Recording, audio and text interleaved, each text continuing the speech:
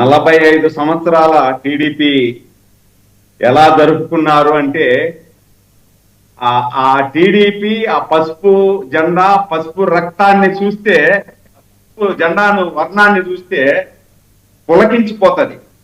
మహానుభావుడు ఎన్టీ రామారావు గారు ఈ పార్టీని ఏ లగ్నంలో స్థాపించాడో నాకు తెలియదు, కానీ ఆ కలర్ కాంబినేషన్ కూడా ఆ రోజు ఏం ఆలోచించి ఆయన పెట్టాడో నాకు తెలియదు, కానీ ఒకసారి మనం కానీ గమనిస్తే ఆ కలర్లు కానీ ఆ పార్టీలో సింబల్, ఆ పార్టీ సింబల్లో కానీ కార్మికులు కర్షకులు ఇలాంటి సింబల్ వచ్చే విధంగా మహానుభావుడు స్థాపించాడు. నాకు 25 సంవత్సరాలు నాకు ఈ పార్టీతో సుదీర్ఘమైనటువంటి అనుబంధం, 25 సంవత్సరాలు విడదీయరాని అనుబంధం.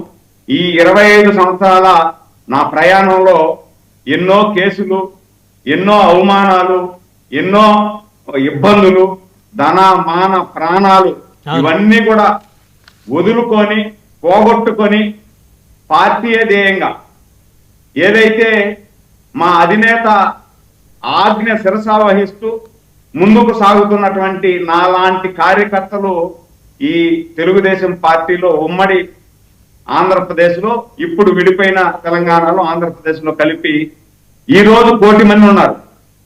బ్రహ్మనాయుడు గారు ఆ రోజు ఎన్టీ రామారావు గారు దూరదృష్టితో పార్టీని స్థాపించి తెలుగువారు అనే వారికి తెలుగుదేశం పార్టీ అనేది ఒకటి ఉండాలి, తెలుగు వారికి అందరికీ కూడా గర్వకారణంగా ఎక్కడికి వెళ్ళినా నేను తెలుగువాడు అని కాలరెగరేసుకొని సమాధానం చెప్పేటట్టుగా తెలుగుదేశం పార్టీ స్థాపించి ఆ రోజు 20-25 సంవత్సరాల వయసు ఉన్నటువంటి వారందరికీ కూడా ఎస్సీ ఎస్టీ బీసీ మైనారిటీ వర్గాలకి రాజకీయం అంటే ఎవరికి కూడా రాజకీయాల్లో ఓనమాలు తెలియనటువంటి వారికి అందరికీ కూడా రాజకీయ జ్ఞానం కల్పించి రాజకీయాల్లో అవకాశం కల్పించి బ్రహ్మనాయుడు గారు ఈ సందర్భంగా నాకు గుర్తొస్తా ఉంది.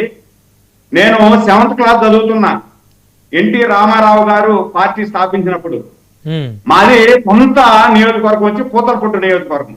అంటే అప్పుడు గంగాధర నెల్లూరు ఉంది, ఇప్పుడు డివైడ్ అయిన తర్వాత పూతలపట్టు అయింది. ఆ గంగాధర నెల్లూరు నియోజకవర్గంలో ఆ దారిలో వెళుతూ ఎన్టీ రామారావు గారు కటార్ల రుద్రయ్య అని ఒక తోటలో, మనకు చెరుకు తోట నాటుతారు, దాంట్లో తోట చుట్టారు, చెరుకు పడిపోకుండా చుట్టేటువంటి పని చేస్తూ ఉంటే అతన్ని పిలిచి ఏంది అనేసి అడిగితే అతను ఈ విషయాలు చెప్తే స్పాట్ లో ఆయనకు ఎమ్మెల్యే టికెట్ ఇచ్చారు బ్రహ్మనాయుడు గారు. మొట్టమొదటి ఎమ్మెల్యే మాకు గంగాధర నెల్లూరుకి మొట్టమొదటి ఎమ్మెల్యే ఎస్సీ నియోజకవర్గం, అది ఎస్సీ వర్గానికి చెందినటువంటి కట్టకట్టార్ల రుద్రయ్యకి ఎమ్మెల్యే సీట్ ఇచ్చారు. 10వ తరగతి చదువుకున్నాడు ఆయన.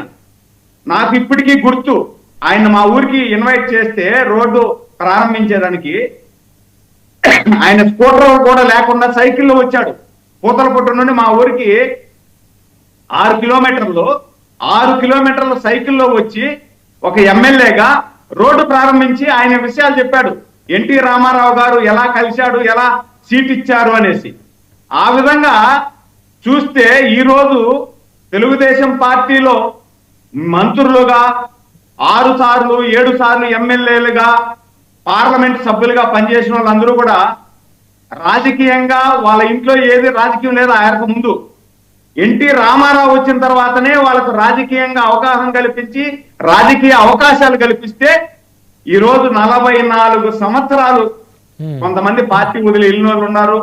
అన్ని పార్టీల్లో మీరు గమనించండి బ్రహ్మనాయుడు గారు, తెలుగుదేశం నుండి పోయిన వాళ్ళు కాంగ్రెస్ లో కానీ వైసీపీలో కానీ జనసేనలో ఉండేవాళ్ళు, బీజేపీలో ఉండేవాళ్ళు, టిఆర్ఎస్ లో ఉండేవాళ్ళు, సిపిఎం సిపిఐలో కూడా ఇక్కడ నుండి పోయిన వాళ్ళు ఉన్నారు.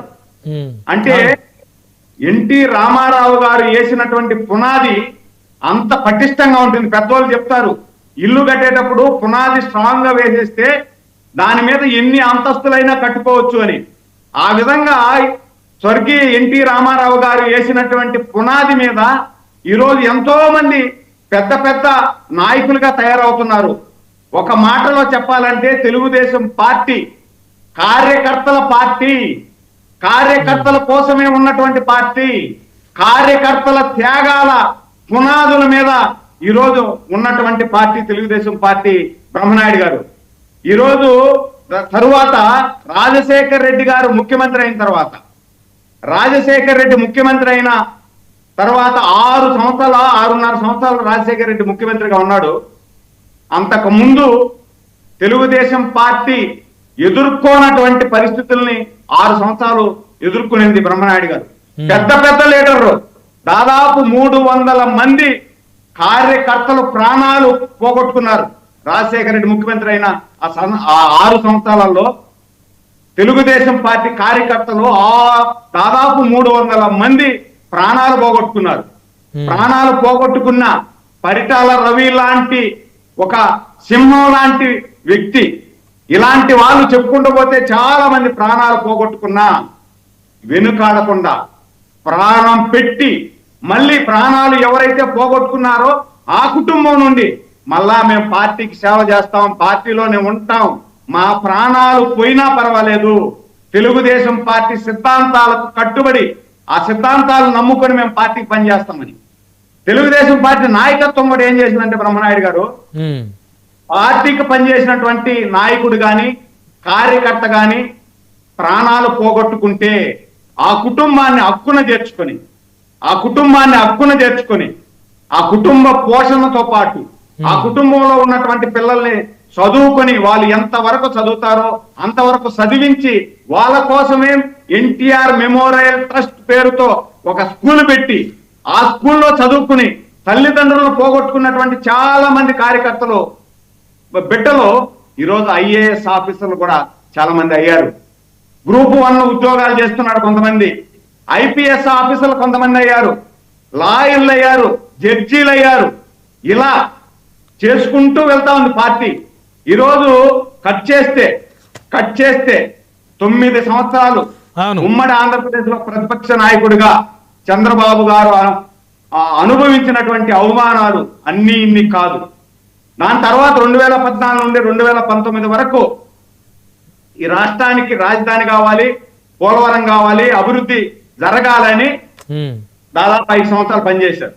కట్ చేస్తే 5 సంవత్సరాల తర్వాత జగన్మోహన్ రెడ్డి గారు ముఖ్యమంత్రి అయిన తర్వాత బ్రహ్మనాయుడు గారు, మీకు తెలుసు, ప్యానల్లో ఉన్నటువంటి మా మిత్రుడు వైసీపీ జనసేన పార్టీ నాయకుడు కూడా తెలుసు, అంటే గత 5 సంవత్సరాలలో ఇంతవరకు 25 సంవత్సరాల నా సుదీర్ఘ ప్రయాణంలో బ్రహ్మనాయుడు గారు గత 5 సంవత్సరాల్లో మేము అనుభవించినటువంటి కష్టాలు, మేము కోల్పోయినటువంటి ఆస్తులు, మేము అనుభవించినటువంటి బాధలు నా ఇంట్లో నా ఫ్యామిలీ మెంబర్లు కూడా అనుభవించినటువంటి కష్టాలు, అంటే నేను ఒక్కడ కాదండి, నా అన్నానంటే నా కార్యకర్తలు, నా పార్టీ కేడర్ అనుభవించినటువంటి కష్టాలు, నష్టాలు, ధన మాన ప్రాణాలకు అన్నిటినీ కూడా పణంగా పెట్టి గత 5 సంవత్సరాల్లో పనిచేశాం. గత 5 సంవత్సరాల్లో మీరు చూడండి బ్రహ్మనాయుడు గారు 150 మంది కార్యకర్తల ప్రాణాలు పోగొట్టుకున్నారు. ఊర్లే ఖాళీ చేసి వెళ్ళిపోయారు తెలుగుదేశం పార్టీ కార్యకర్తలు. అయినా పట్టు వదలని విక్రమార్కుల్లాగా తగ్గేదే లేదని చెప్పి గత 2019లో ఎదురొడ్డి నిలబడి బూతులు కాడ మా తెలుగుదేశం పార్టీ రావాలి ఈ రాష్ట్రంలో, మా అన్న పవన్ అన్న మాకు అందించినటువంటి సహకారం, దీంట్లో మరువలేనిది, మరిసిపోలేనిది, చంద్రబాబు గారిని అరెస్టు చేసిన సందర్భంలో మా అన్న పవన్ అన్న ఇర్రెస్పెక్ట్ ఆఫ్ ఏమి కూడా ఆశించకుండా, ఏది కూడా బేసదాలు లేకుండా, బేరాలు లేకుండా డైరెక్ట్ గా లోపలికి వెళ్ళి చంద్రబాబు గారితో మాట్లాడిన తర్వాత అప్పటికప్పుడే నిర్ణయం తీసుకొని ఈ రాష్ట్రంలో ఈ రాక్షస పాలన అంత ముందించాలంటే మనం కలిసి ముందుకు పోవాలి, మనలో కొంతమంది కొన్ని త్యాగాలు చేయాల్సి ఉంటది, చేస్తేనే భావితరాల భవిష్యత్తు బాగుంటుంది, ఈ రాష్ట్ర భవిష్యత్తు బాగుంటుంది అని చెప్పి ఆయన ఇచ్చినటువంటి వాగ్దానం, ఆయన మాట్లాడేటువంటి మాటలు నాకు ఇప్పటికీ కూడా నా చెవులో రింగుమని మారు మోగుతూనే ఉంటది. బ్రహ్మనాయుడు గారు, నేను నిజంగా చెప్తున్నాను, బ్రహ్మనాయుడు గారు పవన్ అన్న తీసుకున్నటువంటి స్టెప్ నా భూతో నా భవిష్యత్, ఆయన నా జీవితం ఉన్నంత కాలం నేను అంటే నా కార్యకర్తలు, తెలుగుదేశం పార్టీ కార్యకర్తలు జీవితం ఉన్నంత కాలం మా పవన్ అన్న మా గుండెల్లో ఉంటాడు. పవన్ అన్నతో కూడా కలిసే మేము ముందుకు నడుస్తాం.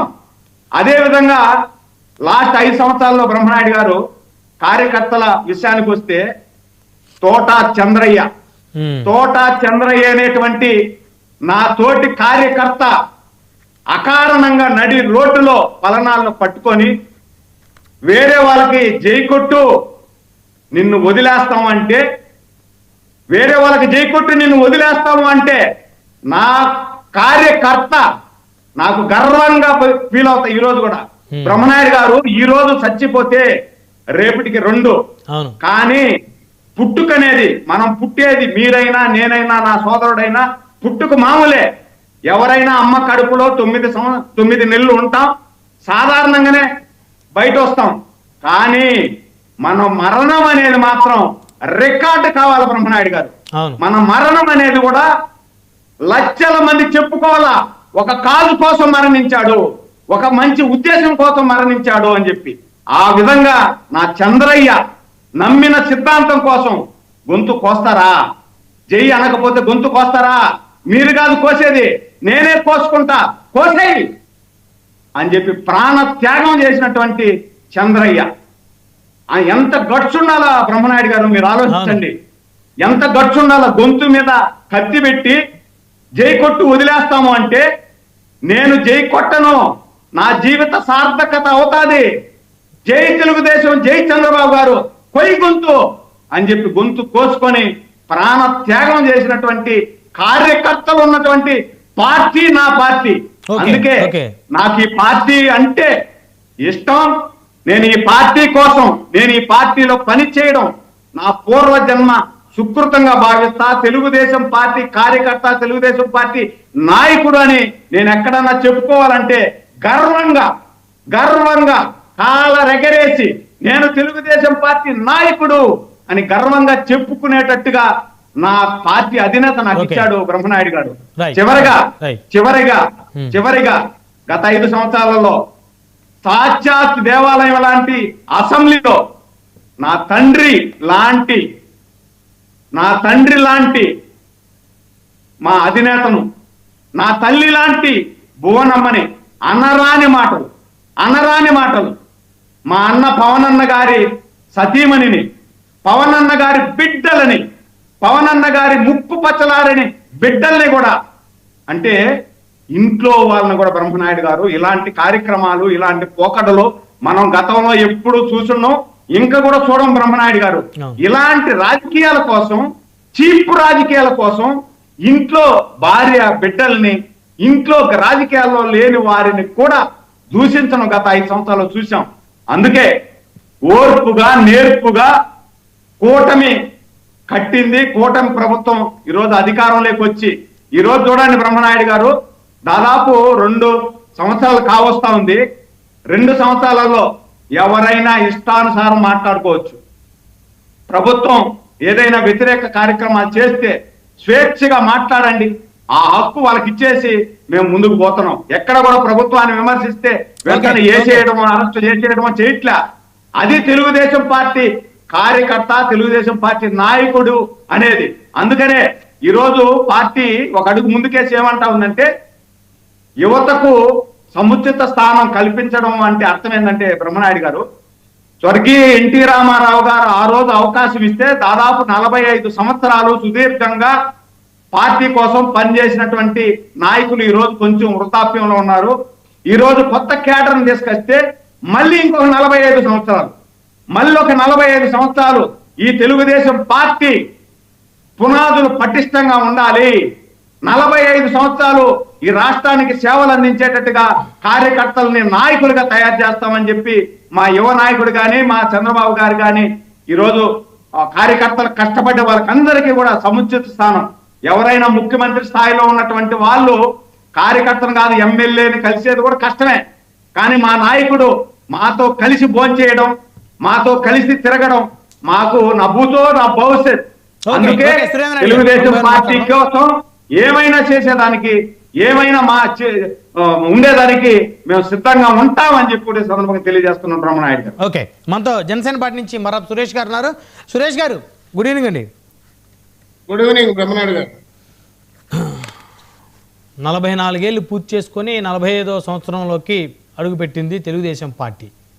సో ప్రస్తుతం ఇప్పుడు మీ పార్టీ కూడా వారితో కలిసి మరి నడుస్తూ ఉంది. ఇంకో 15 ఏళ్ళు నడుస్తుందని చెప్పేసి కూడా మీ అధినేత కూడా చెప్పినటువంటి పరిస్థితి. సో ఈసారి వాళ్ళు కొత్త వారికి, యువకులకి అవకాశం ఇచ్చేటువంటి ఆలోచన ఉన్నట్టు తెలుస్తూ ఉందా? మరి మీ పార్టీలో కూడా అలాంటి పరిస్థితి ఉంటుందా? ఎందుకంటే ఇద్దరి యొక్క అజెండాలు ఒకటే కాబట్టి, ఇద్దరి యొక్క భావజాలం ఒకటే కాబట్టి. సార్ బ్రహ్మనాయుడు గారు, ముందుగా తెలుగుదేశం ప్యానల్లో ఉన్నటువంటి సోదరుడికి నా యొక్క శుభాకాంక్షలు. 44 సంవత్సరాలు పూర్తి చేసుకుని 45వ ఏట అడుగెట్టారు వాళ్ళు. అంటే తెలుగుదేశం పార్టీ గురించి కూడా 2 ముక్కలు నేను చెప్పాల్సిన అవసరం ఉంది. 1982లో ఆయన పార్టీ పెట్టి 9 నెలలు తిరగకముందే దగ్గరగా 202 సీట్లు సాధించి, అప్పటికే అసలు ప్రాంతీయ పార్టీ అనేది ఆంధ్రప్రదేశ్లో లేనప్పుడు తెలుగు ప్రజలు అవమానంతో ప్రతిదానికి ఢిల్లీ పరిగెట్టాలి, ఢిల్లీ దగ్గర మోకరెళ్ళాలి, తెలుగువారి ఆత్మగౌరవాన్ని మనం నిలబెట్టాలని చెప్పేసి ఒక ఆలోచనతో అన్న నందమూరి తారక రామారావు గారు పార్టీ పెట్టడం జరిగింది. అది రికార్డు స్థాయిలో దేశంలో ఎక్కడా కూడా లేనటువంటిది. అంటే తక్కువ స్పాన్లో 9 నెలల కాలంలో ఉమ్మడి ఆంధ్రప్రదేశ్ మొత్తం కూడా చుట్టుముట్టి ఆయన ప్రచారరథం తీసుకొని ఎక్కడుంటే అక్కడ, ఏ ఊర్లో ఉంటే ఆ ఊర్లో బస వేసి, ఎక్కడాట ఏదో బోరింగ్ దగ్గర ఏదో బావి దగ్గర స్నానం చేసుకుంటూ అట్లా ప్రతి ఊరు వెళ్తూ, అలాగే ఆ సందర్భంలో టిక్కెట్లు కూడా చదువుకున్నటువంటి వాళ్ళు, యువకులు, లాయర్లు, టీచర్లు, ఇట్లా డిఫరెంట్ గా ఆలోచించి సామాజిక వర్గాలను కూడా బ్యాలెన్స్ చేసుకుంటూ ఆ రోజు అన్న నందమూరి తారక రామారావు గారు టిక్కెట్లు ఇవ్వడం జరిగింది.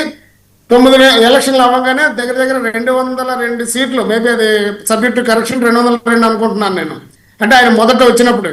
అయితే అలాంటి అన్న నందమూరి తారక రామారావు గారిని మళ్ళా ఏదైతే కేంద్రం కాంగ్రెస్ గవర్నమెంట్ వీళ్ళందరూ కుట్రలు పన్ని ఆయన్ని పదవి విచ్యుతుని చేశారు.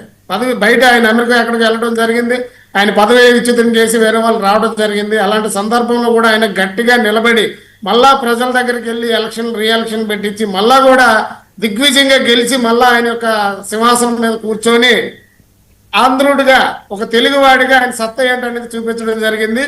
అలాంటి ఏ ముహూర్తంలో పెట్టారో తెలియదు కానీ తెలుగుదేశం పార్టీ అనేది చాలా బలంగా ఉండడం జరిగింది. అందులోనే కొన్ని సందర్భాల్లో చాలా ఇబ్బందులు కూడా, అంటే చాలా ఇబ్బందులు mean YSRCP Congress government YS Rajasekhara Reddy గారు వచ్చినప్పుడు కూడా ఆ 9 ఏళ్లలో చాలా మంది కార్యకర్తలను కోల్పోవడం జరిగింది. ఎన్నో అకృత్యాలు అప్పుడు కూడా జరిగాయి. తర్వాత మొన్న 5 సంవత్సరాలు కూడా చాలా అకృత్యాలు జరిగాయి. ఇలాంటి ఒత్తిళ్లన్నీ కూడా నిలబడుకునే ఆ పార్టీ ఉంది. అందుకు వాళ్ళకి శుభాకాంక్షలు చెప్తున్నాను. తెలుగుదేశం పార్టీ ఎప్పుడు కూడా దృఢంగానే ఉంటుంది, ఏమి ఇబ్బంది పడొద్దు. అలాగని కార్యకర్తల్ని ఫస్ట్ మా కార్యకర్తలే లీడర్లు కాదు అన్నారు, అది నిజమే. ఎక్కడైనా కూడా ఏ పార్టీకైనా కూడా కార్యకర్తలే బలం. ఆ కార్యకర్త ఏంటంటే సార్, ఒక ఊర్లో, ఒక వార్డులో, ఒక వీధిలో లేదంటే ఆయన తెలుగుదేశం పార్టీ అవని, జనసేన పార్టీ అవని, ఆయా పార్టీల గురించి, ఆ యొక్క లీడర్ల గురించి, వాళ్ళు చేస్తున్న మంచి పనుల గురించి, ఆ యొక్క కార్యక్రమాల గురించి పబ్లిక్ లోకి నేరుగా తీసుకెళ్లగలిగేటువంటి ఒక వ్యక్తి కార్యకర్త అండి. అలాంటి నిజమైన కార్యకర్తల్ని ఏ పార్టీ అయినా కాపాడుకోవాల్సిన అవసరం ఉంది. ఒక ఎమ్మెల్యే అభ్యర్థి ఈ రోజు ఇక్కడ గజపతినగరం కాకపోతే రేపు పక్కన ఉన్న పార్వతి అంటే నా గురించే చెప్తున్నా ఎగ్జాంపుల్. అలాగే ఎనీ ఎమ్మెల్యే ఎక్కడైనా కూడా ఎమ్మెల్యే అక్కడికి వెళ్ళిపోతాడు, ఎలక్షన్ ముందు వెళ్ళిపోయి పోటీ చేయగలిగితే కూడా గెలిచే అవకాశాలు ఉంటాయి. కానీ అక్కడ స్థానికంగా ఉన్నటువంటి వాళ్ళ సర్పంచులు లేదా కార్యకర్తలు ఉన్నాడా లేదా అనేది అధినేత చూసుకునేది. ఆ కార్యకర్తల్ని అన్నీ కూడా ఏంటంటే తెలుగుదేశం పార్టీ ఎక్కడికక్కడ కార్యకర్తలు నిలబెట్టుకోగలిగింది. కానీ దురదృష్టవశాత్తు ఏంటంటే బ్రహ్మనాయుడు గారు ఇది కూడా చెప్పుకోవాలి, లాస్ట్ 5 సంవత్సరాల్లో సార్ లీడర్లు భయపడిపోయారు సార్. స్వయంగా అధినేతని అరెస్ట్ చేసేసరికి ఎవరు కూడా గగ్గోలు పెట్టేసి అసలు ఏమవుతుందని చెప్పేసి అంతా నిర్వీర్యంలో గెలిపారు. లీడర్లు కానీ కార్యకర్తలు కానీ చాలా మంది ఆంధ్రప్రదేశ్ ప్రజలందరూ కూడాను ఒక ఇంత పెద్ద ఆయన్ని 8-10 వయసులో అలాంటి వ్యక్తిని జగన్మోహన్ రెడ్డి అరెస్ట్ చేసే టైంకి చాలా భయాందోళనలు గెలిపారు అంతమంది. అలాంటి సందర్భంలో పవన్ కళ్యాణ్ గారు చెప్పుకోవాల్సిన అవసరం ఉంది ఇక్కడ, ఎందుకంటే అది అందరికీ తెలిసిన నిజమే కాబట్టి. పవన్ కళ్యాణ్ గారు రోడ్డు ఎప్పుడైతే ఎక్కారో, మాకు కూడా పిలుపుని ఎప్పుడైతే ఇచ్చారో, తర్వాత ఒకరు టీడీపీ, జనసేన, ఆలు అనుకుంటా న్యూట్రల్ గా ఉన్న పీపుల్ ప్రతి ఒక్కరు కూడా చంద్రబాబు నాయుడు గారి అరెస్ట్ ని ఖండించి రోడ్లు ఎక్కడం జరిగిందండి. ఆ రోజే జగన్మోహన్ రెడ్డి గారిగా ఆంధ్రప్రదేశ్ ముఖ్యమంత్రిగా ఉండడం అనేది ఆ రోజే నిర్ణయం జరిగిపోయిందండి. రాజమండ్రి జైల్లో ఆయన ఎప్పుడైతే జైలుకి వెళ్ళడం, పొత్తు ప్రకటించడం ఇవన్నీ ఎప్పుడైతే జరిగాయో ఆ రోజే జగన్మోహన్ రెడ్డి గారు ఇక ఈ ఆంధ్రప్రదేశ్ ముఖ్యమంత్రి కారు అన్న విషయం ఆ రోజే తేటతలం అయిపోయింది. అయితే సార్ ఇక్కడ తెలుగుదేశం పార్టీ కానీ, జనసేన కానీ, లేదంటే వైఎస్ఆర్సీపీ ఎవరైనా ఎన్ని పార్టీ కూడా కార్యకర్తలకు పెద్దపీట వేయాల్సిన అవసరం ఉంది. తెలుగుదేశం పార్టీలు కూడా గతంలో కార్యకర్తలకు ఏ రకంగా చిన్న చిన్న ఇబ్బందులు జరిగాయి కూడా చెప్తాను.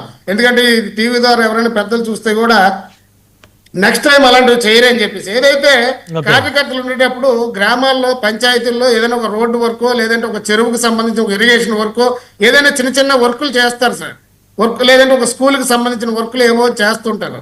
అలాంటి చిన్న చిన్న కార్యకర్త పని చేసుకునేటప్పుడు ఆ కార్యకర్తలకి సకాలంలో బిల్లులు చెల్లించాల్సిన బాధ్యత కూడా ఆయా ప్రభుత్వాలు లేదంటే ఆ పార్టీలే ప్రభుత్వాల్లో ఉంటాయి. కాబట్టి అలాంటి కార్యకర్తలు నడ్డి విరచడం కానీ గతంలో జరిగింది సార్. చాలా మంది బిల్లులు లేక చాలా మంది ఇబ్బందులు పడితే తర్వాత వచ్చే గవర్నమెంట్ ఏమో ఆ పార్టీ మన పార్టీ వాళ్ళు కాదని చెప్పేసి వాళ్ళకి సంబంధించిన బిల్లులు ఆపేయడం, ఇలాంటి అకృత్యాలు కూడా జరిగి చాలా మంది కార్యకర్తలు అప్పుల పాలైపోయి వడ్డీలు కట్టలేక చాలా ఇబ్బంది పడ్డారు. అయినా కూడా మళ్ళీ 2024 ఎలక్షన్ లో ప్రతి ఒక్కరు కూడా గట్టిగా నిలబడి పోరాటం చేసి చంద్రబాబు నాయుడుకి అండగా ఉండాలని చెప్పేసి, అలాగే పవన్ కళ్యాణ్ గారి పిలుపు మీదకు జన సైనికులు కూడా ఉండండి. అక్కడ పవన్ కళ్యాణ్ గారు ఎంత తీక్షణంగా ఎట్టి పరిస్థితుల్లో కూడా ఈ ఎన్డీఏ కూటమి రావాలని ఆయన ఎంత గట్టిగా మాకు చెప్పారో అదే స్థాయిలో మేము కూడా గ్రామ స్థాయిలో తిరుగుతూ మేము అందరం పనిచేయడం జరిగింది.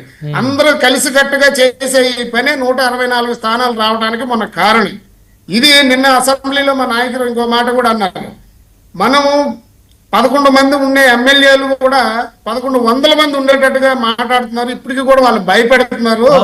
వాళ్ళ బెదిరింపులు చూసి ఈ రోజు మన రాష్ట్రానికి రావాల్సిన పెట్టుబడులు ప్రతి దగ్గర కూడా భయపడుతున్నారు. కానీ మనం అందరం కలిసికట్టుగా ఉంటే జగన్మోహన్ రెడ్డి అనే అలాంటి వ్యక్తి, జగన్మోహన్ రెడ్డి నాట్ ఓన్లీ జగన్మోహన్ రెడ్డి అండి, అంటే రాష్ట్రాన్ని ఇబ్బందికరంగా చేసేటువంటి ఏ వ్యక్తి కూడా ఆంధ్రప్రదేశ్ లో ముఖ్యమంత్రి అధికారంలోకి రాకూడదు. ఎందుకంటే ప్రజా శ్రేయస్సుని దృష్టిలో పెట్టుకొని, మన అభివృద్ధి అంతా దృష్టిలో పెట్టుకొని యువతకి ఉద్యోగాలు రావాలి, చదువులు రావాలి, వైద్యం ఉండాలి, మంచినీరు అందాలి, రైతులకు నీరు ఇవ్వాలి, ఇలాంటి ప్రతి ఒక్క కార్యక్రమం కూడా చేయాలంటే మనం అందరం కలిసికట్టుగా ముందుకెళ్లాల్సిన అవసరం ఉందని చెప్పేసి మొన్నటికి మొన్న మా పవన్ కళ్యాణ్ గారు చెప్పారు. ఇంకో 15-20 ఏళ్ళైనా మనం ఇలాగే ఉందాం, మన రాష్ట్రాన్ని బాగు చేసుకుందాం అని చెప్పేసి. అయితే మీరు ఇంకొక పాయింట్ అడిగారు సార్, బ్రహ్మనాయుడు గారు మాట్లాడొచ్చా? చెప్పండి. అంటే ఇప్పుడు ఏదో డిసీజ్ ఏదో చెప్పారు సార్ మీరు, ఏంటి సిసిడియా? నెక్స్ట్ రౌండ్ లో మాట్లాడుదురు. అదే లోకేష్ గారు నిన్న జగన్మోహన్ రెడ్డి గారిని ఉద్దేశించి సిసిడితో ఇబ్బంది పడుతున్నారు ఆయన అన్నారు. అంటే క్రెడిట్ చోరీ డిజార్డర్ ఆయనకు వచ్చింది అని అన్నారు. సార్ చెప్పమంటారా సార్ బ్రహ్మనాయుడు గారు? నెక్స్ట్ రౌండ్ లో ఫస్ట్ టీడీపీ ఆవిర్భావం, ఆ ఉత్సవాలు, ఆ ఉత్సాహం. అయితే వన్స్ అగైన్ టీడీపీ కార్యకర్తలకి, లీడర్లకి, పెద్దలందరికీ కూడా శుభాకాంక్షలు తెలియజేస్తున్నాను సార్. మొదటి వైసీపీ నుంచి బొట్ల రామారావు గారిని వారితో మాట్లాడదాం. రామారావు గారు గుడ్ ఈవినింగ్ అండి. గుడ్ ఈవినింగ్ అండి. 44 వసంతాలు పూర్తి చేసుకొని 45 సంవత్సరంలో పరుగులు పెడుతుంది తెలుగుదేశం పార్టీ. సో యువతకి, ఉత్సాహవంతులకి వచ్చే ఎన్నికల్లో టికెట్లు ఇస్తామని చంద్రబాబు నాయుడు గారు ప్రకటించారు. కార్యకర్తే మాకు ముఖ్యం, నాయకులు వస్తుంటారు పోతుంటారు, కార్యకర్తలను ఇబ్బంది పెట్టే నాయకుల్ని అవసరమైతే దూరం పెడతామని కూడా అన్నారు. ఆ పరిస్థితులు వైసీపీలో ఉన్నాయా? ఇక్కడ చూస్తే తెలుగుదేశం పార్టీకి వైసీపీతో పోల్చినటువంటి పరిస్థితి ఎక్కడా లేదండి. మా పార్టీకి మా నాయకుడు జగన్మోహన్ రెడ్డి గారు సమర్థవంతమైనటువంటి నాయకుడిగా, ఏకఛత్రాధిపత్యంగా, లేకపోతే పార్టీ ఏక విధానంతో ముందుకు పోతున్నాం. తెలుగుదేశం పార్టీకి 44 సంవత్సరాల నుండి 40 సంవత్సరాలు వచ్చినా కూడా ఈ రోజు కూడా పొత్తులు లేకుండా పార్టీని నడిపేటటువంటి పరిస్థితి, పొత్తులు లేకుండా అధికారంలోకి వస్తామనేటువంటి ఏ కార్యకర్త లేదు. ఇప్పుడు కూడా చూస్తున్నాం, అసెంబ్లీలో కూడా చెప్తున్నారు పవన్ కళ్యాణ్ గారు కానీ చంద్రబాబు నాయుడు గారు, మనం కలిసి ఉంటేనే అధికారంలో రావడానికి ఛాన్స్ ఉంటుంది అనేటువంటి ప్రతిసారి బహిరంగ సభలో చెప్తున్నటువంటి వాస్తవం. అది కాదు కదండి బ్రహ్మనాయుడు గారు. YSR Congress party single largest పార్టీగా, సింగిల్ పార్టీగా కంటెస్ట్ చేసింది ఇప్పటి వరకు కూడా. పార్టీ ఆవిర్భావం తర్వాత నుంచి ఎక్కడ మనం పొత్తులు పెట్టుకునే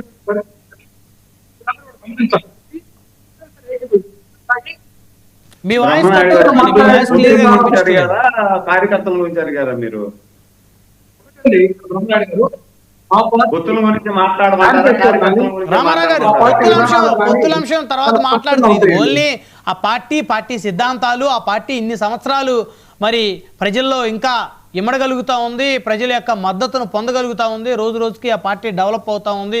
సో ఇంకొక జనరేషన్ వస్తూ ఉంది. ఆల్రెడీ ఎన్టీ రామారావు గారి జనరేషన్ అయిపోయింది, చంద్రబాబు నాయుడు గారి జనరేషన్, ఆయన జనరేషన్ కూడా అయిపోయింది. ఇప్పుడు లోకేష్ గారు యువరక్తం మరి ఈ పార్టీలో వస్తూ ఉంది. వచ్చే ఎన్నికల్లో యువకులకి అవకాశాలు ఇస్తామన్నారు. అంటే మూడో జనరేషన్ కూడా పరుగులు పెడుతుంది. సో వీటి మీద మాట్లాడదాం. పొత్తులు అంశాలు ఎప్పుడు మనం మాట్లాడేయగా. సో మీరు ఎప్పుడు అంటారు కదా, దమ్ముంటే సింగిల్గా రాని అంటారు, వాళ్ళు మిమ్మల్ని మీరు రండి అంటారు. సో ఇవన్నీ కాదు, కానీ వీటి మీద మాట్లాడదాం. ఆ పార్టీ యొక్క గ్రాఫ్ మీద మాట్లాడదాం. Okay sir. ఎన్టీ రామారావు గారి హయాంలో బీసీల పెంచేటటువంటి దృష్టిగా పోతే ఈరోజు మీ వాయిస్ క్లారిటీగా రావట్లేదండి రామారావు గారు. మీ దగ్గర టెక్నికల్ ఇష్యూ ఉన్నట్టుంది, లేకపోతే మీ దగ్గర ఇంటర్నెట్ ప్రాబ్లం ఉందో తెలియదు, కానీ మీ వాయిస్ క్లియర్గా ఎవరికి వినిపించట్లేదు. మీకు వినిపిస్తుందా సురేష్ గారు, సురేంద్ర నాయుడు గారు వారి వాయిస్? కట్టే వస్తా ఉంది. కట్టే వస్తుంది కదా, యా ఒకసారి చూసుకోండి.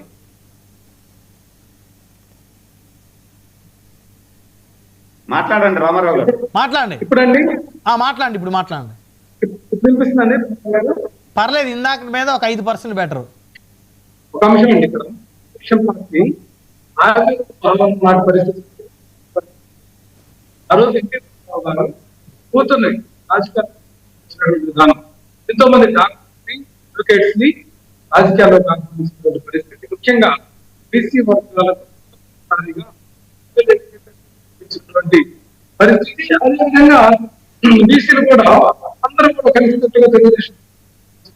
రామారావు గారు మళ్ళీ వస్తే మీ దగ్గరికి మీ వాయిస్ మీరు మాట్లాడుతున్నప్పటికి కూడా ఎవరికి సరిగ్గా క్లారిటీ కానీ క్లియరెన్స్ కానీ లేదు.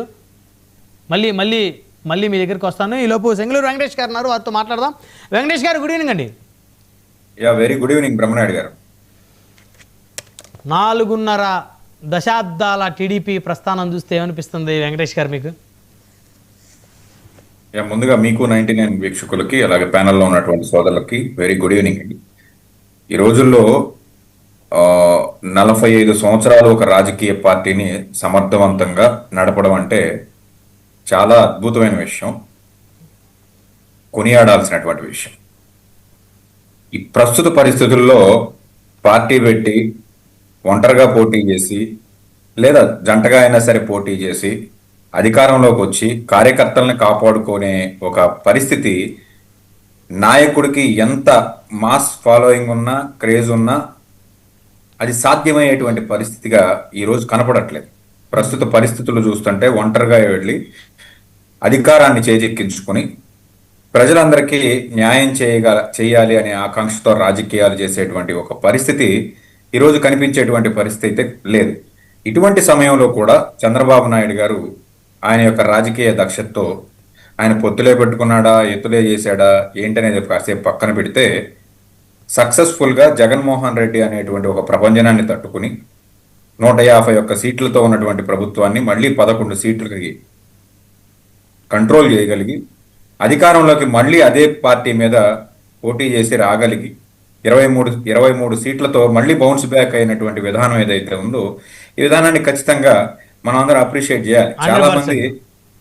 చాలా మంది ఈరోజు అధికారం లేకపోతే పార్టీని నడపాల్సిన పరిస్థితిగా విధానాల్లో నడపలేకపోతేనో అసలు రాజకీయాల్లో ఉండే పరిస్థితి కాదు, వేరే పార్టీల్లో కలిపేసిన నాయకులను మనం అనేక మందిని చూసాం. ఈ పార్టీలు మేము నడపలే మహాప్రభు, మాకు అధికారం చేతిలో లేదు, మమ్మల్ని ప్రజలు మోసం చేశారు, లేకపోతే మా కార్యకర్తలు మోసం చేశారు, అభ్యర్థులు మోసం చేశారని పలాయనివాదాన్ని చిత్తగించినటువంటి పార్టీలు అనేకం.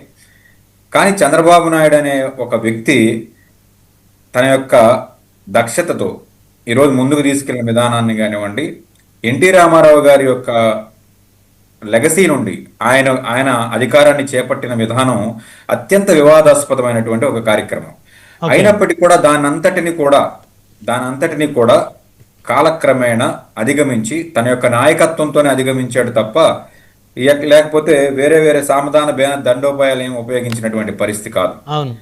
ఆ రాజు ఎన్టీ రామారావు గారి దగ్గర నుంచి పార్టీని లాక్కొన్నారా, లేకపోతే అనేక విధాలుగా, అది నేను చెప్పేదేం కాదు, ఎన్టీ రామారావు గారే స్వయంగా నేను పెట్టిన పార్టీలోంచి నన్నే వెలివేశారని చెప్పేసి బోరున ఆయన కన్నీళ్లు పెట్టుకుని పర్యంతమైనటువంటి సందర్భాలు కూడా మనందరం విన్నాం.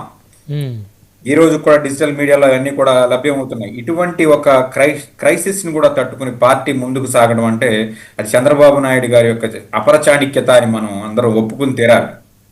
ఆ తర్వాత ఆయన అనేక రకాల రాజకీయ ఒడిదుడుకుల్ని చూశారు. వైఎస్ రాజశేఖర రెడ్డి లాంటి గొప్ప నాయకుడిని రాజకీయంగా ఎదుర్కొన్నటువంటి పరిస్థితి, ఆయన పరిపాలన సాగిస్తుండగా ఆయనకి వ్యతిరేకంగా పనిచేసినటువంటి వ్యక్తి. అలాగే జగన్మోహన్ రెడ్డికి కూడా వ్యతిరేకంగా పనిచేసినటువంటి వ్యక్తి. ఇందాక చెప్తున్నారు, గత 5 సంవత్సరాల పరిపాలనలో కార్యకర్తలు కానివ్వండి, నాయకులు కానివ్వండి, ఊళ్ళు వదిలి గ్రామాలు ఖాళీ చేసి పక్క రాష్ట్రాలకు వెళ్ళిపోయినటువంటి పరిస్థితి అని చెప్పేసి. అటువంటి పరిస్థితుల్లో కూడా మళ్ళీ కూటమి కట్టి ఆ పక్కకి వెళ్ళిపోయినటువంటి నాయకులందరినీ కూడా మళ్ళీ తెచ్చుకుని ఈరోజు ఎవ్వరూ సాధించలేనటువంటి ఒక మ్యాజిక్ ఫిగర్, ఈ మ్యాజిక్ ఫిగర్ తో ముందుకెళ్తున్నటువంటి పరిస్థితి. ఈ పార్టీ కొత్త తరం కూడా అదే అంత బలంగా ఉండాలని నారా లోకేష్ గారి నాయకత్వంలో ఆయన ఆల్రెడీ ఎంపీ నియోజకవర్గాలుగా విభజించి పార్టీని ఆ నియోజకవర్గాలుగా ఉన్నటువంటి నాయకులందరినీ కూడా కలవడం, నెక్స్ట్ తరానికి బాటలు వేయటం, ఇటువంటి కార్యక్రమాలన్నీ కూడా అప్ టు డేట్ కార్యక్రమాలన్నీ కూడా అటు టెక్నాలజీలో కానివ్వండి, ఇటు పరిపాలనలో కానివ్వండి, అన్ని రకాలుగా వాళ్ళు శాయశక్తిలో కృషి చేస్తున్నారని చెప్పాలి. ఈ పార్టీ ఇంకా ఆంధ్రప్రదేశ్ రాష్ట్రం ఎన్నాళ్ళైతే ఉంటుందో ఖచ్చితంగా తెలుగుదేశం పార్టీ అన్నాళ్ళు ఉండాలి. అయితే అధికారంలోనా ప్రతిపక్షంలోనా అది సెకండరీ, అది వేరే విషయం. కానీ ఖచ్చితంగా పార్టీ ఎగ్జిస్టెన్స్ అనేది చాలా ముఖ్యం. ఈ పార్టీ ఖచ్చితంగా ముందుకెళ్లాలని మనస్ఫూర్తిగా కోరుకుంటాం. సో మొత్తానికి ఈరోజు చాలా పాజిటివ్గా మీరు ప్రశంసలు అందించడం నిజంగా చాలా ఆశ్చర్యంగా ఉంది వెంకటేష్ గారు. అంశాల వారీగా చేతులు జోడించి మీరు వెంకటేష్ గారికి పార్టీల మీద ఎప్పుడు కూడా విద్వేషం ఉండదు. సింగళూరు గారి డిబేట్ నేను వేరే ఛానల్లో ఒక చిన్న ట్యాగ్ నాకు పెట్టారు వేరే వాళ్ళు ఎవరు, అంటే వాళ్ళు మేము డిబేట్ చేసేది చూసారో ఏమో నాకు తెలియదు, కానీ మీ మిత్రుడు మీ నాయకుడిని పొగుడుతున్నాడు, చాలా ఆనందపడతారు మీరు దీన్ని చూస్తే అనేసి నాకు ఒకటి పంపారు. నాకు దురదృష్టం, నాకు సింగళూరు వెంకటేష్ గారి నెంబర్ నా దగ్గర లేకపోయింది, లేదంటే నేను ఆ రోజే థ్యాంక్స్ చెప్పుంటా. అంటే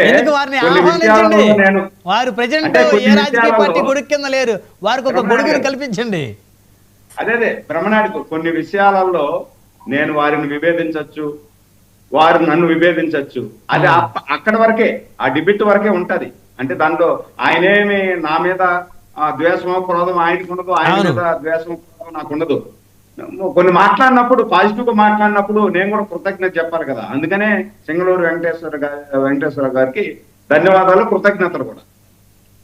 సార్, పార్టీల మీద విద్వేషం ఇలాంటి ఎప్పుడు ఉండవు. అంశాల వారీగా ప్రజలు, సామాన్య ప్రజలుగా ఏదైతే ప్రజలకు వ్యతిరేకంగా ఏదైనా ప్రభుత్వం డెసిషన్ తీసుకుంటే దాని మీద ప్రశ్నించాల్సినటువంటి గొంతుకలుగా ప్రశ్నించడం మాత్రమే జరుగుతుంది తప్ప ఎప్పుడు కూడా, నేను మొదటి నుంచి బ్రహ్మనాయుడు గారి డిబేట్ లో చెప్తూనే ఉంటాను, అధికార పార్టీ మంచి చేస్తే మొదటిగా ప్రశంసించేది నేనే అయి ఉంటుంది. మీరు గమనించారో గమనించలేదో, మీ కూటమి అధికారంలోకి వచ్చినప్పుడు మొట్టమొదటిసారిగా ఫస్ట్ డిబేట్ నేనే వచ్చి కంగ్రాచులేట్ చేశా. మీరు 3,000 పెన్షన్ 4,000 రూపాయలు చేసినప్పుడు దీన్ని అప్రిషియేట్ చేయాలి అని చెప్పింది కూడా నేనే. ఇదే బ్రహ్మనాయుడు గారి డిబేట్ లో చేయడం జరిగింది. అలాగే మీరు తప్పు చేస్తే ప్రశ్నించడంలో కూడా ఒక్క అడుగు కూడా వెనక వేయను, అది అసలు ఆ అలవాటు కూడా లేదు. అలాగే కూటమిలో ఉన్నటువంటి ఏ పార్టీల మీద వ్యక్తిగతమైనటువంటి విద్వేషాలు ఉండవు. అంశాల వారీగా పద్ధతి ప్రకారం విమర్శలు చేయటమే మా యొక్క ఉద్దేశం తప్ప పార్టీలు లేకుండా పోవాలను, నాయకుల్ని భ్రష్టు పట్టించాలను, అలాంటి వ్యక్తిగతమైనటువంటి కార్యక్రమాలు చేసేటువంటి సంస్కృతి మాకు లేదు. రైట్. బొట్ల రామారావు గారు ఆశ్చర్యంగా చూస్తా ఉన్నారు, ఆశ్చర్యంగా చూస్తా ఉన్నారు. రామారావు గారు కంటిన్యూ చేయండి సార్. బ్రహ్మనాయుడు గారి తెలుగుదేశం పార్టీ మొట్టమొదట స్థాపించినప్పుడు ఎన్టీఆర్ కనీసం వాళ్ళకి శుభాకాంక్షలు చెప్పైనా స్టార్ట్ చేయండి మీరు. శుభాకాంక్షలు చెప్తాను సార్. శుభాకాంక్షలు ఎన్టీ రామారావు లేడు కదా, ఎన్టీ రామారావు గారు లేకపోతే ఇప్పుడు అధినేత ఎవరున్నారో వారు పార్టీ ఎమ్మెల్యేలు ఎంపీలు డీవియేషన్ ఉంది సార్ ఇక్కడ పార్టీలో చూస్తే. ఎన్టీ రామారావు గారు ఈ రోజు అలా బీసీల కాదు, గురించి తెలంగాణలో కానీ, వీళ్ళ పార్టీ ఆ యొక్క సింబల్ లో ఉన్నాయని ఉన్నటువంటి తెలంగాణలో ఉన్నారు కదా. గుడిసె నాగలి, జగన్మోహన్ రెడ్డి గారు సురేష్ సురేష్ గారు చూస్తాము. అసలే వారి వాయిస్ మన క్లారిటీ వినిపించలేదు. దయచేసి వారిని చెప్పనండి, వారు ఏం చెప్తారో చెప్పనివ్వండి. కంటిన్యూ చేయండి సార్ మీరు. ఇక్కడ ఆ రోజు ఎన్టీ రామారావు గారు పొందుపరిచినటువంటి గుడిసె నాగలి, లేకపోతే కార్మికులకు సంబంధించినటువంటి సంక్షేమానికి సంబంధించిన పరిశ్రమలకు సంబంధించినటువంటి చిహ్నాన్ని ఏర్పాటు చేస్తే ఆ యొక్క మెయిన్ థీమ్ ని ఈ రోజు మర్చిపోయి తెలుగుదేశం పార్టీ ఇక్కడ 4.0 సీఎం గా ఉన్నటువంటి చంద్రబాబు నాయుడు గారి పేరుతో గుర్తుంచుకోదగినటువంటి చెప్పాలంటే ఎన్టీ కుమార్ పేరు. తర్వాత మా నాయకుడు దివంగత నేత రాజశేఖర రెడ్డి ఆలయంలో ఆరోగ్యశ్రీ గాని 108 గాని పథకాలు ఉచిత విద్యుత్ గాని తీసుకొచ్చారు. అట్లా జగన్మోహన్ రెడ్డి గారు కూడా ఆయన హయాంలో తీసుకొచ్చినటువంటి సంక్షేమ పథకాలు అవి బృహత్తరమైనటువంటి ఆదరణ పొందాయి. చంద్రబాబు నాయుడు గారి హయాంలో తెలుగుదేశం చేపట్టినప్పుడు గుర్తుంచుకున్నటువంటి ఒక పథకాలన్నా ప్రజలకు చేరవేసి చెప్పాలండి. ఇక్కడ ఏంటంటే ఎన్టీ రామారావు హయాంలో జరిగింది, చంద్రబాబు నాయుడు గారి హయాంలో రాజకీయాలు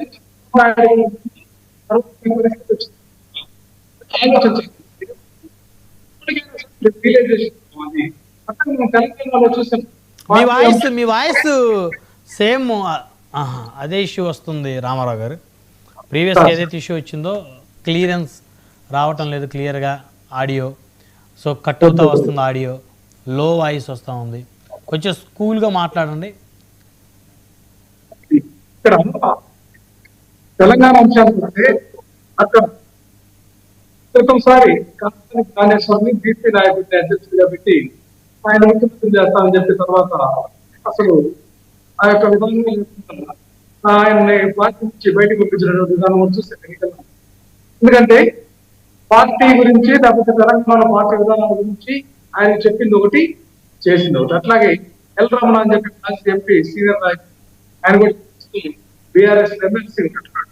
ఆయన కొంతకాలం పెట్టి బీసీల పార్టీ అని చెప్పేసి ఆయన కూడా ఆయన నాయకత్వాలు కానీ మొత్తం కూడా తీసేసి ఇక్కడ తాత్కాలికమైనటువంటి ప్రయోజనాలు, తాత్కాలికమైనటువంటి విధానాలతోటి మోసపూరితమైనటువంటి అంశాలతోటి ఈ రోజు నడుపుతున్నారు తప్ప ఇక్కడ కూడా తెలుగుదేశం పార్టీ ఏదైతే మూల విధానాలన్నింటినీ కూడా మరచి ఈ రోజు తెలుగుదేశం పార్టీ తయారు చేస్తుంది. అలాగే ఎన్టీ రామారావు అవినీతి అనేది అసలు ఎక్కడ వచ్చిందండి స్కామ్. చంద్రబాబు నాయుడు గారు చెప్పిన తర్వాత ఆయన ప్రభుత్వాల్లో అసలు అవినీతి అనేటువంటి అంశం చూస్తే ఏ అంశం కూడా జరగలేదు, ఏ చర్చ కూడా లేదు కదా. ఇవన్నీ తేడాలు ఉన్నాయి. ఖచ్చితంగా ఇప్పటికైనా ఆ యొక్క అంశాలన్నీ కూడా ఎన్టీ రామారావు గారు తీసుకొని కానీ అట్లాగే మేము ఏదైతే వైఎస్ఆర్ కాంగ్రెస్ పార్టీ ఇచ్చినటువంటి మాట నిలబెట్టుకొని మేనిఫెస్టోలన్నీ అన్ని అంశాలని అమలు చేయాలనేటువంటి ఆలోచన విధానంతో పోతున్న విధానాలు కానీ అన్నిటిని తీసుకొని వాళ్ళు సరి చేసుకోవాలని చెప్పేసి ఈ సందర్భంగా నేను తెలియజేస్తాను. ఓకే, వన్ వర్డ్ కంక్లూజన్ తీసుకుందాం. సురేంద్ర నాయుడు గారు, సో ఎన్టీ రామారావు గారి దగ్గర ఉన్నప్పుడు పార్టీ బాగుంది, చంద్రబాబు నాయుడు గారి దగ్గరికి వచ్చిన తర్వాత పార్టీ అవినీతి మరకలు అంటాయి అనేది వారు చెప్పినటువంటి ఎంటైర్ ఎపిసోడ్లో నాకైతే అర్థమైంది. అంతే కదా రామారావు గారు? బ్రహ్మనాయుడు గారు ఇప్పుడు వీళ్ళు చంద్రబాబు నాయుడు గారు ముఖ్యమంత్రి అయిన రోజు నుండి అంటే రామారావుకు వెన్నుపోటు పొడిచాడు అనే పాత రికార్డు ఇంకా కొట్టుకుంటానే ఉన్నారు. ఇంకా 50 సంవత్సరాలైనా వారు అది మాట్లాడుతూనే ఉంటారు. నాకు తెలిసి అది కొట్టుకుంటానే ఉన్నారు. అది నిజమే కదా. రేపు దేవాంశ్ గారి నాయకత్వం వచ్చినప్పటికి కూడా ఆయన కూడా అదే అంటారు, మీ తాతగారు చంద్రబాబు నాయుడు గారు, మీ ముత్తాత గారు ఎన్టీ రామారావు గారిని ఇలా చేసిన అది అయిపోయింది. జరిగింది అనేది ఉన్నటువంటి వాళ్ళకి ఎవరికి తెలియదు. మేమంతా 90s కిడ్, మాకు తెలియదు. నమ్మకుంటే ఓటేస్తారు, లేకపోతే లేదు. బ్రహ్మనాయుడు గారు మనం గమనించాల్సింది ఏమంటే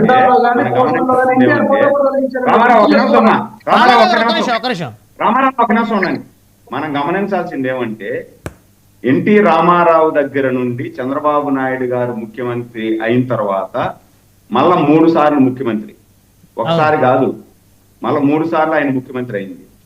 3 సార్లు అంటే ప్రజలు యాక్సెప్ట్ చేశారు కదా. ఆ రోజు ఏం జరిగింది తెలుగుదేశం పార్టీలో అనేది ప్రజలు యాక్సెప్ట్ చేశారు కదా. ఈరోజు నిజం చెప్తున్నాను బ్రహ్మనాయుడు గారు, నాకు ఎన్టీ రామారావు అంటే ఎన్టీ రామారావు గారు అంటే నాకు ప్రాణం ఎన్టీ రామారావు గారు అంటే. నాకు తెలుగుదేశం పార్టీ అయినా కూడా ప్రాణమే. ఆ రోజు ఎన్టీ రామారావు గారి దగ్గర నుండి తెలుగుదేశం పార్టీ చంద్రబాబు నాయుడు గారి హ్యాండ్లోకి రాకుండా నుండుంటే ఈ రోజు తెలుగుదేశం పార్టీ లేదు. ఇది పక్కా 100%. అంటే ఏమయ్యేది లేదు అంటే ఎక్కడ ఇంకా లేదు కదా సార్. తెలుగుదేశం పార్టీ నాయకులు లేదు, ఏమీ లేదు. తెలుగు ఆడికి అయిపోయింది. తెలుగు రామారావు అంటే రామారావు చనిపోయిన తర్వాత చంద్రబాబు నాయుడు గారు అనేటువంటి ఒక సమర్థవంతమైనటువంటి నాయకుడి చేతిలో ఆ పార్టీ ఉంది కాబట్టి దాని ఎన్నో సంస్కరణలు, ఎన్నో అవమానాలు, ఎన్నో రకరకాల ఇది చేసుకుని ఆయన పార్టీ నిలబెట్టగలిగారు. అదే చంద్రబాబు నాయుడు కాకుండా ఎవరైతే ఆ రోజు పార్టీని కబలించాలనే ప్రయత్నం చేశారో వాళ్ళ చేతిలో పార్టీ ఉంటే ఈ రోజు పార్టీ ఉంటుందా సార్? తెలుగుదేశం అనేది మనం బుక్కుల్లో చదువుకోవాల్సిందే కదా. అవును, అప్పట్లో టీడీపీ అనే ఒక పార్టీ ఉండేది. ఎన్టీ రామారావు గారు ముఖ్యమంత్రి అయ్యారు. ఆ తర్వాత ఆ పార్టీ కొంతమంది వ్యక్తుల చేతుల్లోకి వెళ్ళి ఆ పార్టీ చివరికి సజీవంగా మూసివేయబడిందని చదువుకోవాల్సి వచ్చేది. నిజమే మీరు చెప్పింది. అంటే చదువుకోవాల్సిందే కదా. ఇందాక మా సింగళూరు వెంకటేశ్వరరావు గారు చెప్పారు, కొంతమంది పార్టీని మొయ్యలేక ఇచ్చేసినారు అని. ఆ విధంగానే చేసుకున్నాల్సిందే ఈ పార్టీని కూడా, తెలుగుదేశం పార్టీని కూడా చంద్రబాబు నాయుడు గారికి హ్యాండ్లోకి రాకుండా అంటే ఆ విధంగా చేసుకున్నాల్సింది. తప్పదు, అది ఎవరైనా ఒప్పుకోవాల్సిందే. వీళ్ళు ఎన్ని ఆరోపణలు చేసినా ప్రజలు దాన్ని విశ్వసించడం లేదు. ఇప్పుడు మళ్ళా ఈ 10-15 రోజుల్లో 1 నెల నుండి ఎక్కువైపోయింది బ్రహ్మనాయుడు గారు. అంతా ట్రోలింగ్. రామారావు వాయిస్ పెడతారు, రామారావు మాట్లాడేది పెడతారు. అంటే మాకే లేదు, మేమే రామారావు భక్తులం, మాకు లేనటువంటి బాధ మీకు ఎందుకయ్యా ఇక్కడ అంటే మళ్ళీ ఆ మాట మీరు అంటే మళ్ళీ ఇక్కడ రామారావు గారు వెంకటేష్ గారు ఇంకోటి అంటారు, మీకు అధికారమే పరమావధి, ఆప్యాయతలు లేవు, అనుబంధాలు లేవు, బంధాలు లేవు, అధికారమే పదవులే మీకు పరమావధి అని వారు అంటారు.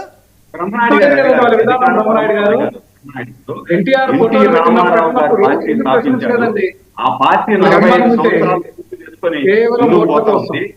ఇంకా ఈ భూ ప్రపంచం ఉన్నంతకాలం, తెలుగు వారు ఉన్నంతకాలం తెలుగుదేశం పార్టీ ఉంటుంది. తెలుగుదేశం పార్టీ ఉండిందంటే ఎన్టీ రామారావు గారి బొమ్మ ఉంటుందా? ఎన్టీ రామారావు గారి కీర్తి ప్రతిష్ట ఉంటాయా? ప్రతి ఒక్కరూ ఎన్టీ రామారావుని గుర్తు చేసుకుంటారు. పార్టీని స్థాపించి అఖండ మెజారిటీతో నిలబెట్టగలిగినటువంటి మొగాడు ఎన్టీ రామారావు గారు అని గుర్తు చేసుకుంటారా? ఆ రోజు ఎన్టీ రామారావు పార్టీ స్థాపించాడు కాబట్టి ఈ రోజు చంద్రబాబు గారు కానీ, లోకేష్ గారు కానీ, ఇంకొకరు కానీ ఈ పార్టీని ముందుకు తీసుకెళ్తున్నారు, ప్రజాసేవలో తరిస్తున్నారు అని చెప్పుకుంటారా? 100%. ఇందాక మా రామారావు గారు ఒక మాట అన్నారు, అంటే దాంట్లో గుడిసు ఉంది, ఇంకోటి ఉంది, అవి లేవని. ఆ గుడిసి సింబలే ఆ రోజు ఇందిరాగాంధీ మామూలు ప్రతి ఒక్కరికి కూడా ఇల్లు ఉండాలని చెప్పి పూరి గుడిసులు ఏదో ఆ రోజు చేస్తా ఉంది. ఎన్టీ రామారావు గారు వచ్చిన తర్వాతనే పక్కా గృహాలు అనే పథకాన్ని ప్రవేశపెట్టింది ఎన్టీ రామారావు గారు.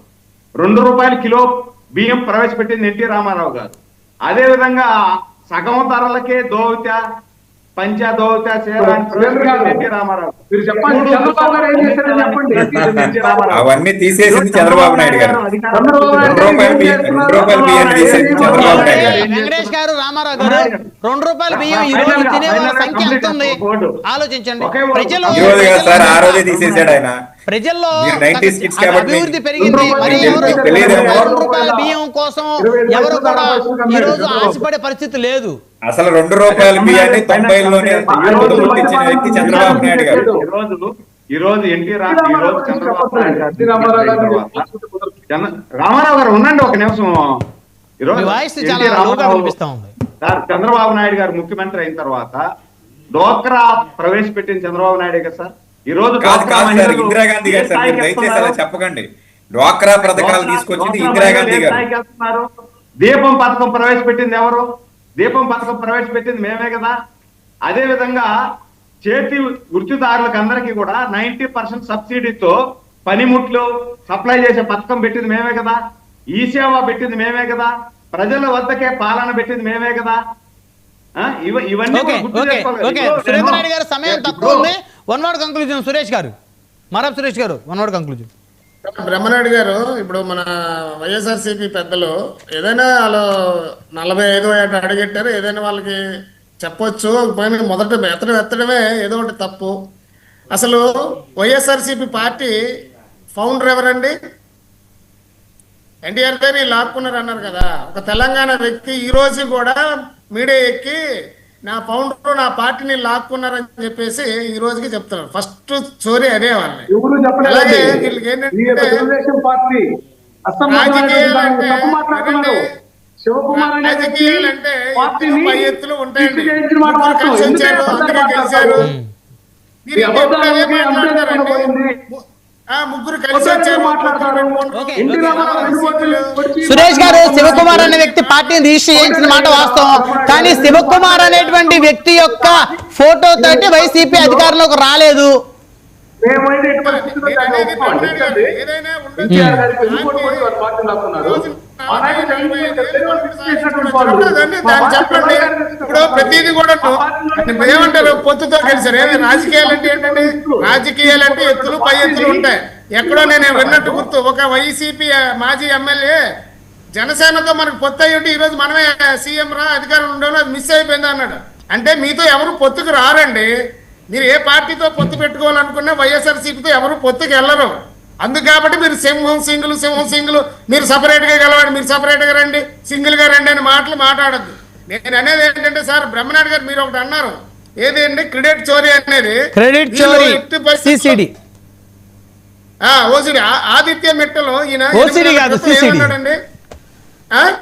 ఆదిత్య మిట్టలు ఒడిశాలో పెట్టారు, అక్కడే 1,04,000 కోట్ల రూపాయలు అక్కడ పెట్టేశారు. ఇక్కడ మళ్ళీ ఆంధ్రప్రదేశ్ కి 1,60,000 కోట్లు పెట్టేసి మళ్ళా వస్తాడంట. ఎవరు చెవులో పువ్వు పెడతావా లోకేష్ అని చెప్పేసి 8 నెలల క్రితం జగన్మోహన్ రెడ్డి మాట్లాడాడు.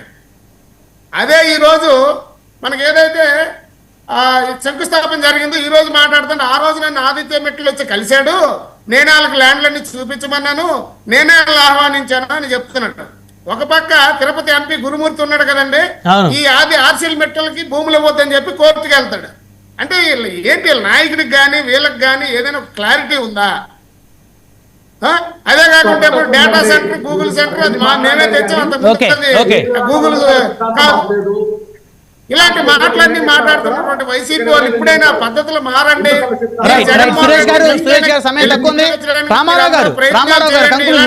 మాట్లాడితే ప్రజలు మిమ్మల్ని హర్షించరు. ఓకే, రామారావు గారు, సిసిడి బ్రహ్మనాయుడు గారు చంద్రబాబు నాయుడు గారిని 2 కళ్ళ సిద్ధాంతమని తెలుగు ప్రజలందరూ మాట్లాడుతున్నటువంటి తెలుగు ఏదైతే ప్రాంతాల్లో ఉన్నటువంటి ప్రతి నాయకుడు చెప్పేటటువంటి అంశం. అట్లాగే 2 నాలుకల ధోరణి, ద్వంద్వ వైఖరి, ఇవన్నీ మనం చూస్తే Amaravati okay, Amaravati okay assembly సాక్షిగా చెప్పిన వ్యక్తి ఎలక్షన్ అయిపోయినట్టు 3 రాష్ట్రాలను ఎలా మాట్లాడారు? సమయం లేదు, దయచేసి సురేష్ గారు ప్లీజ్ వెయిట్ చేయండి.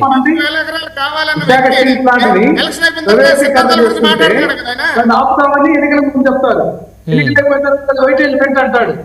ఆయన మాదిరిగా ఊసర వెళ్ళిలాగా రంగులు మార్చేటటువంటి జగన్మోహన్ రెడ్డి చూస్తే ఓసర వెళ్ళి సిగ్గుపడతాది. జగన్మోహన్ రెడ్డి చూస్తే ఊసర వెళ్ళి సిగ్గుపడతాది. ఇన్ని కళలు మారుతారు జగన్మోహన్ రెడ్డి, సిగ్గు లేకుండా మీరు మాట్లాడతారు. మీరు మీ బతుకు, మీరు మీ బతుకు, మీరు ఒక పార్టీ, మీరు ఒక మనుషులు, మీరు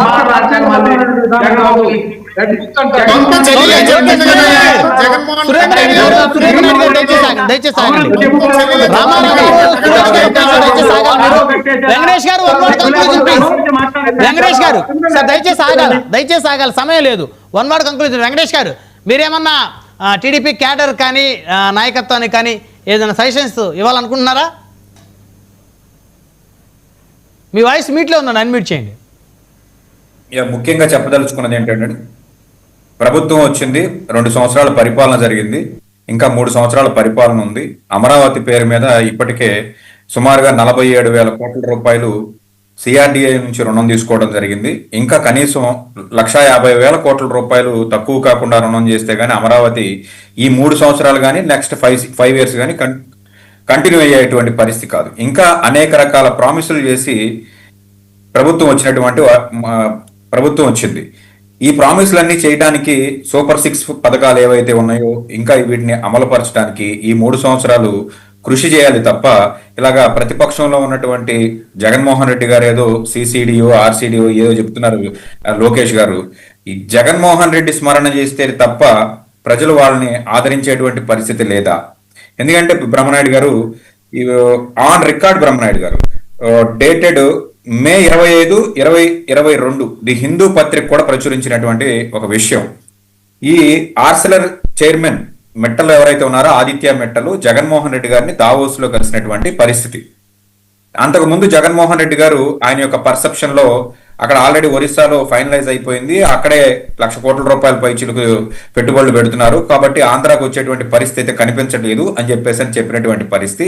అయితే తదనుగుణంగా పక్క రాష్ట్రాల వాళ్ళు పెట్టాలనుకున్న వాళ్ళు కూడా జగన్మోహన్ రెడ్డిని కలిసి మీ రాష్ట్రంలో ఉన్నటువంటి అపారమైనటువంటి ఖనిజ సంపద కానివ్వండి, ఫ్యాక్టరీ పెట్టుకోవడానికి అనువైనటువంటి సముద్ర సంపద కానీ ఉన్నటువంటి పరిస్థితుల్లో మీ ప్రభుత్వం ఇంట్రెస్ట్ ఉంటే, మీ ప్రభుత్వానికి ఇంట్రెస్ట్ ఉంటే మేము మీ వైజాగ్ లో స్టీల్ ప్లాంట్ పెట్టడానికి ఎటువంటి అభ్యంతరం లేదని చెప్పేసి అక్కడ కలవడం జరిగింది. దానికి ప్రభుత్వం వైపు నుంచి అన్ని రకాలుగా ప్రోత్సాహకాలు ఇవ్వడం జరిగింది. ఇప్పుడు ఇవాళ అనుకుంటే వాళ్ళు వచ్చేసేటువంటి పరిస్థితి కాదు కదా. కాబట్టి అప్పుడు జరిగినట్టు నేనేమి రాంగ్ గా కోట్ చేయనండి. ఏది కూడా జగన్మోహన్ రెడ్డిలో కాబట్టి ఏదో క్రెడిట్ చోరీ ఆలు చేస్తున్నట్టు కాదు. అదానీ డేటా సెంటర్ కూడా బ్రహ్మనాయుడు గారు అదానీ డేటా సెంటర్ కూడా జగన్మోహన్ రెడ్డి టైంలోనే